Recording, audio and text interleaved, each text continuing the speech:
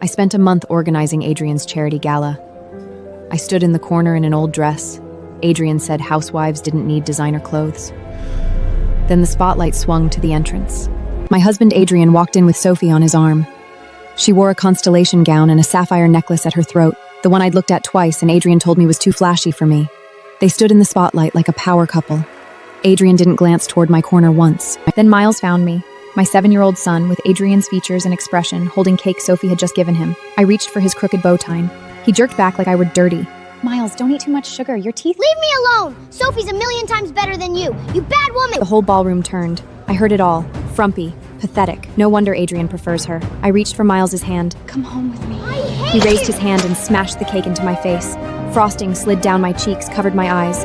Adrian walked over, looked at my ruined face, and told me to go home. I was embarrassing him. I wiped the frosting away. I did not cry. I turned and walked out while glasses clinked behind me like I was trash being taken out. Back home past midnight, I stood at the bathroom mirror. Cold water ran down my face. The woman staring back was pale, hollow-eyed, with fine lines I didn't recognize. When did my own child start looking at me like his enemy? I sat in the dark living room and waited. Adrian always came home once he was sure I'd been sufficiently obedient. Around 1 a.m, keys in the lock. He walked in reeking of alcohol and Sophie's perfume. The perfume he once told me was too much for a housewife. What's with the drama? Miles was out of line, but you're his mother. Ask yourself why he likes Sophie better. He poured himself a drink. I asked him one question.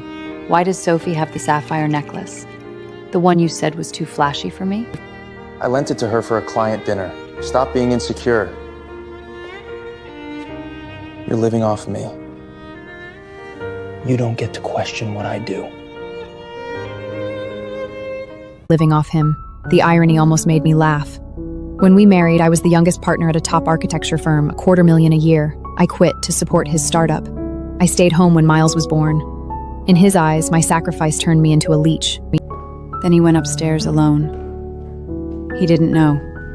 The only thing that ever controlled me was love for this family. And standing there in the dark, I knew it was gone. The next day, I went upstairs to the small study I'd turned into storage, the only room in this house that was still mine. That's where I kept my scale model. I named it Rebirth. 3 months of work, built piece by piece for the AIA design competition. My way back. My proof that I was more than someone's wife, someone's mother. I pushed open the door. The delicate balsa wood frame was crushed. Glass fragments from the curtain wall scattered across the floor. The main structure, the part I was proudest of, snapped clean in half. Miles stood in the middle of the wreckage, holding the toy Sophie gave him, using it to bash what was left of the base. He heard me and turned around with a satisfied grin. Sophie said this thing takes up too much room. She told me to get rid of it so we can put her Lego here. I walked toward him. The broken pieces crunched under my feet. 3 months. Gone. Miles, do you even know what this is? Just a bunch of broken sticks. Dad says you're always messing with useless junk. Sophie said if I clean this up, she'll take me to Disney. Broken sticks. Useless junk. That's what my comeback was worth to them. Miles kicked a piece across the floor. I watched it slide and stop against the wall. Did Sophie send him in here on purpose? She knew about the competition. She knew exactly what she was destroying. Sophie appeared in the doorway wearing white, one hand over her mouth, eyes wide with performed shock. Oh my God. I just mentioned wanting to build sits with Miles. I had no idea he'd be so true. Her eyes swept over the destruction. For just a second, the smirk broke through. There it was. She knew about the competition. She knew exactly which room to send him into. This wasn't a child's impulse. This was a trap. Destroy my last exit so I'd have nowhere to go. You're not going to blame Miles, are you? He's just a child. Miles ran to her and wrapped his arms around her legs. Don't yell at Sophie, I broke it because I wanted to. I hate your stupid sticks and I hate you. I looked at the two of them, this perfect little picture of mother and child, and I started laughing, loud. Tears ran down my face and I couldn't stop. 7 years, a family I fought to hold together, and it had been rotten from the start. I stopped, wiped my eyes, looked at both of them with nothing left inside me. Elena, you're scaring me. I don't blame him. I don't blame you either, because the wife and mother version of me just died in this room. I turned and walked out over the wreckage without looking back. The divorce papers were in the bottom of my drawer. I already knew what I was going to do with them. I went back to the bedroom and pulled the divorce papers from the bottom of my drawer. Adrian had drawn them up months ago. Every term was designed to leave me with nothing. No claim to any asset, no custody, maybe one visit a month if I begged. When I first read them, each line felt like a blade. Now they looked like a door. I read every page. I didn't rush. I wanted to feel each term's weight before I signed, so I'd know exactly what I was choosing. No assets, fine. No custody, fine. 7 years of my life, and I was walking out with nothing. I picked up the pen and signed the last page. Set the pen down. Then I opened the closet and pulled out one small carry-on. I packed deliberately, only what was mine before this marriage. A few clothes, my Columbia diploma, the one photograph of my parents I kept hidden in a coat pocket. 7 years of marriage, and this was all I could take. I carried the suitcase downstairs, one lamp on in the living room. I placed the signed papers there's on the coffee table, with the pen beside them, then sat in the armchair and waited. Adrian came home.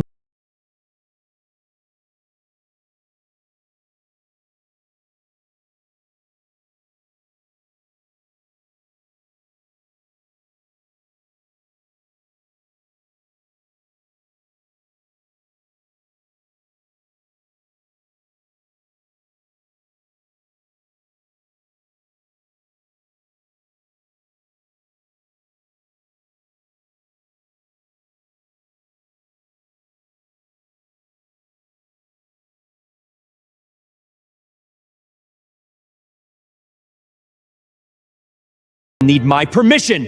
I glanced up at Miles's bedroom door, closed. I could hear him laughing with Sophie through the wall. That child had chosen, and I had to choose too, even if it meant cutting away something attached to my heart. I looked Adrian in the eye, each word clear and deliberate. No, I don't want him. Let Sophie be his mother. That's what Miles chose. That's what you chose. Adrian's mockery vanished, replaced by something colder. I watched his jaw tighten as he searched for the next weapon, and I waited to see what he'd reach for. Adrian found it. The cruelest thing left in his arsenal. Your parents are dead! You're nobody without me! You don't even have a home! My body went rigid. Those words cut differently from all the others. My parents had warned me at dinner the night I brought Adrian home. My father said he was arrogant, wanted a trophy wife, not a partner. My mother said he'd never truly love me. I called them old-fashioned. I stopped going home. I chose him over them. Years later, they were in a car accident, both in the ICU. I was about to leave and rush to the hospital, but Adrian stopped me. Miles had a fever. My parents have doctors. He will send someone to the hospital. By the time I reached the hospital, the operating room doors were already closed. A nurse came out and shook her head. My father had left me a message before surgery. Tell her we're okay. Tell her not to worry. Tell her we'll always love her. I had pulled away from them for this man. I missed the last years of their lives. And when they were dying, all he thought about was who would watch his son. I looked at Adrian now, the man who just threw my dead parents in my face without shame. You're right. My parents are dead. Before they died, they told me you were a selfish bastard. I didn't believe them. I do now. They were right. I was wrong. But I still have time to fix my mistake. I grabbed my suitcase. I took one last look at the cold, expensive house. Meeting you was the biggest mistake of my life. I turned and walked out the door without looking back. Late autumn wind cut through my coat. I felt lighter than I had in years. The moment the door closed, something twisted in my chest. I almost went after her. I didn't. I'm Adrian Thornton, CEO of Thornton Group. Women throw themselves at me. Elena was a housewife living off my money. How long could she last without me? 3 days. Give it 3 days and she'll come crawling back.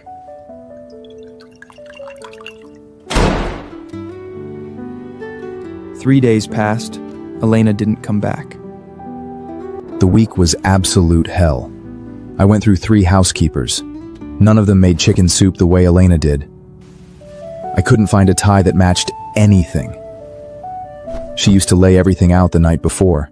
Then Miles got sick. 2 in the morning, vomiting, burning up. Sophie stood in the doorway covering her nose.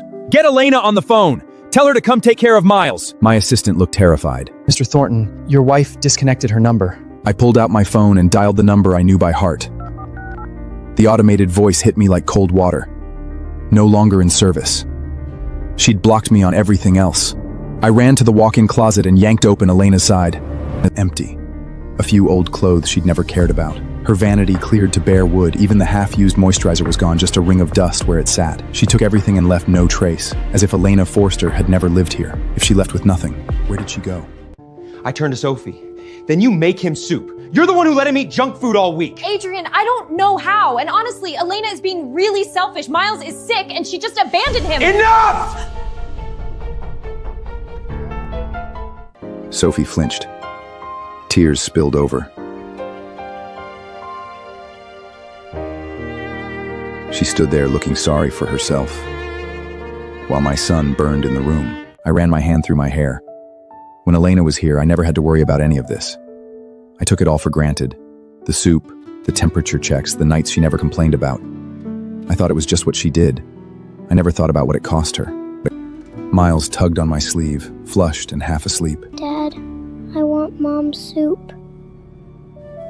I looked at my son's face. Then at Sophie, still crying, still covering her nose.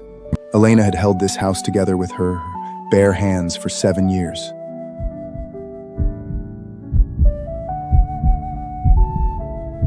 And I had called her a leech. I stood in Elena's empty closet for a long time. Then I started remembering. 7 years ago, Elena walked into my conference room. Simple suit, design portfolio in hand, eyes clear and determined. She treated me like any other client, professional, equal, not fawning. Every other person in that room wanted something from me. Elena just wanted to do good work. That indifference made me want to chase her. I sent flowers, invitations. She turned me down every time. At the wrap party, I stood and announced I was going to marry her in front of everyone. She was the youngest partner at her firm, making $250,000 a year, her eyes bright when she talked about projects. Then Miles was born, and I told her to quit, just for now. I thought it was reasonable. I forgot later sometimes means never. 3 years ago, Sophie joined the company. The first time I saw her, I froze. Same long hair as my college girlfriend. Same gentle smile. My parents had broken us up over her family background. She'd moved abroad. I never stopped thinking about her. Sophie looked just like her, and I let that pull me somewhere I had no business going. Elena had gone quiet the day I brought Sophie home. Something went out in her eyes. I told myself she was being petty. What did I do? I said it out loud to an empty closet. Elena had seen through Sophie from the start, and I had called her insecure for it. Was it already too late to find her? 3 years later, New York. I stood in the spotlight holding the AIA Gold Medal, the highest honor in architecture. Short hair, white pantsuit. Makeup I chose for myself. I want to thank my team. And I want to thank myself for never giving up, even when everything fell apart. The audience erupted. I felt the sound in my chest. In those 3 years, I went to Zurich. I rebuilt Rebirth from memory, every balsa joint, every curtain wall, and entered it in the competition. I cut every tie to the States. No phone, no social media, just pencil on paper and the Alps through the window. Adrian searched for me like a man possessed, private investigators, travel records, every connection he had. He found nothing. Later, I heard what those 3 years cost him. His company lost a third of its value, the board questioned everything. Key clients walked, Sophie spent money, and Miles became the school's problem child. He built his empire on the assumption, like Gusive, I'd always be there. When I wasn't, the whole structure showed its cracks. I stepped off the stage. Adrian was standing at the bottom, champagne in hand. His lips were moving, trying to form my name. His hand was shaking. Elena, congratulations. At the reception, Adrian appeared in front of me, champagne in hand. I looked at him the way you look at a stranger on the subway, briefly, without recognition. Thank you, Mr. Thornton. Pain fluttered in his eyes. He stepped closer, reached for my hand. Where have you been? Don't you know how much Miles misses you? We can start over. I regret everything. Just listen to me. A hand blocked his path. Julian, my business partner, stepped beside me, watching Adrian carefully. Back off. Who the hell are you? I'm Elena's business partner, and we're together. He turned to me, warmth in his eyes. Sweetheart, reporters are waiting. Ready? I nodded and turned to leave. Then Adrian grabbed my wrist hard enough to make me wince. You can't just walk away? After everything I did for you, you're running off with some other guy? Julian grabbed Adrian's wrist and twisted. Adrian gasped. Then Julian's fist connected with his face. The sound echoed through the room. Adrian went down, blood on his lip. Everyone in the room came up. I looked at him on the floor and felt nothing. No satisfaction, no pain, just emptiness. Julian explained to everyone. Sorry for the scene. My date's ex-husband is having trouble accepting reality. Julian guided me out. I didn't look back. Adrian didn't give up after the reception. He sent flowers, expensive gifts. He brought Miles along to guilt trip me. I treated him like a stranger. Didn't even bother saying no. Then karma moved faster than I expected. Thornton Group's flagship project got shut down for design flaws. Millions in damages. The board met all night. Everyone blamed Adrian's decisions. There was only one way out. Get the woman who just won the AIA gold medal to fix it. Adrian ran out of options and showed up at my door in a downpour, soaked through, a complete mess. Elena, please. If you take this project, you'll save Thornton. I know I messed up. I was an ass. I'm sorry. Then he dropped to his knees in the rain. Come back and I'll kick Sophie out. We can remarry. Miles needs both his parents. I still love you. I looked down at him and felt nothing. You don't love me. You love having someone who makes you look good, takes care of your kid, and can save your ass when you screw up. I crouched down to his level, looked at him the way you look at something on the pavement. My hourly rate is worth more than you make in a month. You can't afford me. And you sure as hell don't deserve me. I stood up, brushed off dust, and walked inside. The door slammed shut in front of his face. When Sophie found out Adrian wanted to kick her out and remarry me, the mask came off. She moved fast, emptied what was left in his accounts, packed her bags. By the time Adrian knew, she was already heading for the door. Miles caught her in the hallway. He grabbed her sleeve, tears streaming. You can't go. You promised you'd stay. Sophie yanked her hand away. The sweetness was gone. All of it. Let go of me, you annoying pest! You think I wanted to put up with a spoiled brat like you? I only did it for your dad. Miles froze, staring, unable to process it. This woman he chose over his mother. The woman he'd screamed for, clung to, defended. She had never wanted him. Sophie shoved him hard. Miles stumbled backward and cracked his head on the corner of the table. He went down. Blood pooled around his small body on the floor. Sophie looked at it. She did not call 911. She grabbed her bags and ran out. Miles lay there, fading, alone in the hallway. No one was coming. Sophie was already gone. Adrian was still at the office. The house was empty. Adrian came home and found his son barely breathing in a pool of blood. He called 911 first. Then he called me. It was the first time in 3 years I'd seen his number on my screen. I picked up. Elena, Miles, please. His voice was shaking so badly I could barely understand him. I told him I was coming and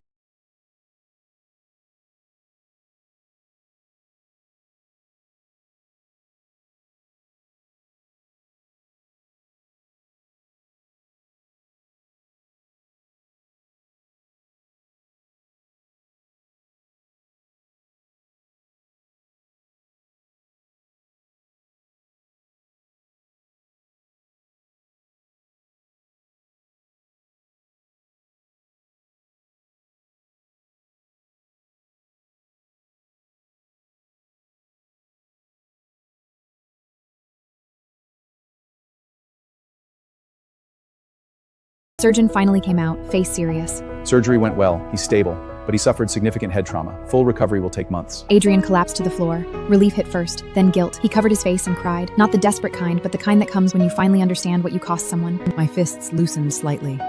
I walked to the ICU window and looked through the glass at the small figure wrapped in bandages. He was alive. What came next was his choice, and mine.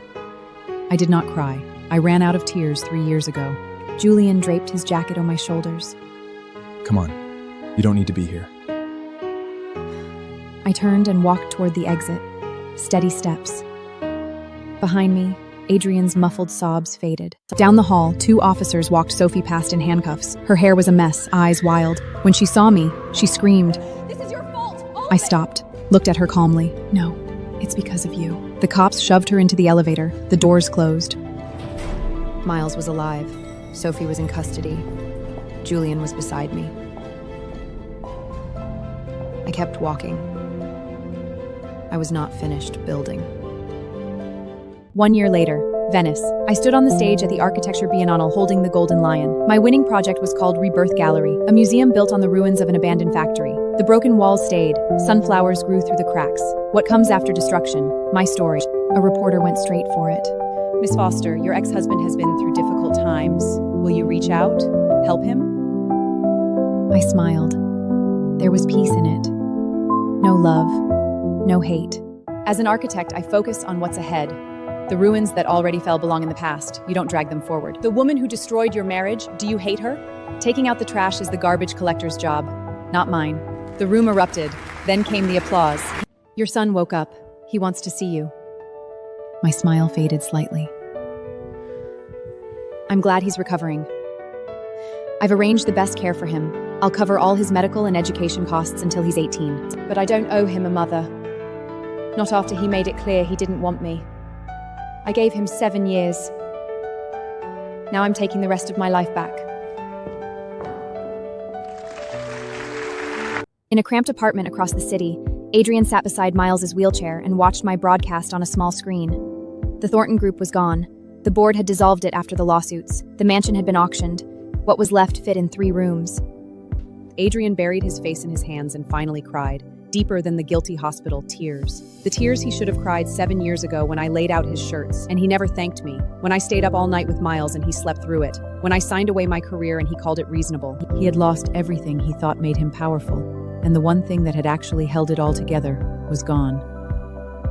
My lawyer delivered the arrangement the next morning, a formal letter on the kitchen table. I'd cover Miles's medical costs, therapy, education, and living support until he turned 18. Direct transfer. No contact required. Adrian picked up the letter, read it twice, set it down. He didn't call, argue, nor replied. He signed the acknowledgement and slid it back across the table. My money would raise his son, my name would be on every tuition payment, every medical bill. But I would not walk through that door. Not once. Some mistakes you care forever. Adrian would carry this one for the rest of his life.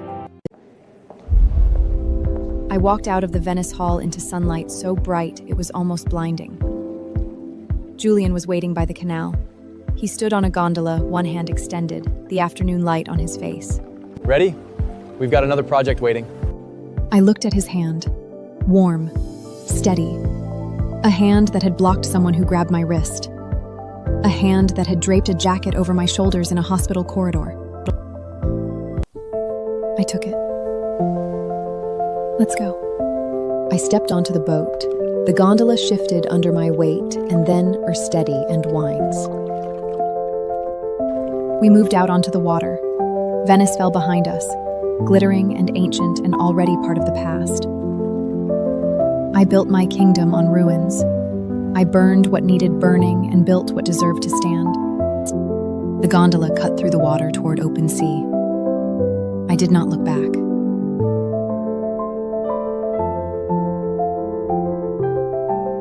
I did not need to.